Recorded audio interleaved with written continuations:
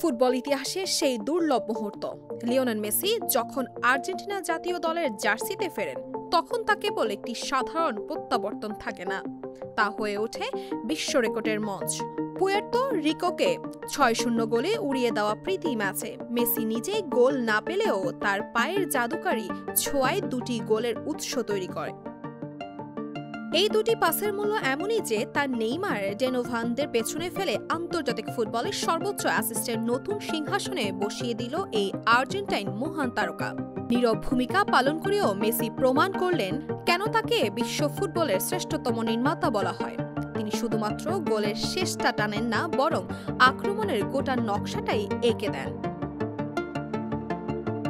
যুক্তরাষ্ট্রের মায়ামিতে অনুষ্ঠিত ম্যাচের আগে থেকে লিওনেল মেসি আন্তর্জাতিক ফুটবলে অ্যাসিস্টের রেকর্ডটির দিকে তাকিয়েছিলেন। গঞ্জালো মন্টিয়েলকে পাস দিয়ে রেকর্ডটি স্পর্শ করেন। এরপর লাউতারো মার্টিনেজের গোলে সহায়তা করে তিনি আন্তর্জাতিক অঙ্গনে মোট অ্যাসিস্টের সংখ্যা 60-এ নিয়ে যান, যা এখন সর্বকালের ব্যক্তিগত সেরা রেকর্ড।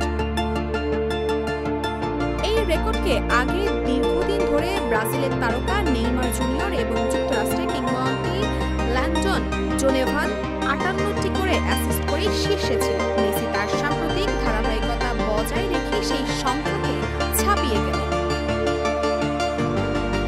আন্তর্জাতিক ফুটবলে এই অভিজাত তালিকায় স্থান পেয়েছেন দুই হাঙ্গেরিয়ান কিংবদন্তি সান্দর কোক্সিস ও ফেরেস্কের পুস্কাস। মেসির এই কৃতিত্ব স্পষ্ট করে দেয় তিনি পুরো দলকে আক্রমণের সুতোয় গেঁথে ফেলার ক্ষেত্রে বিশ্বসেরা।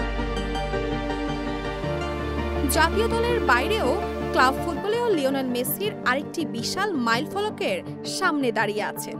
এখন পর্যন্ত ক্লাব ফুটবল মিলিয়ে তার মোট অ্যাসিস্টের সংখ্যা ৩৫৮, অর্থাৎ আর মাত্র দুটি অ্যাসিস্ট করতে পারলেই তিনি স্পর্শ করবেন স্বপ্নের ৪০০ অ্যাসিস্টের মাইলফলক।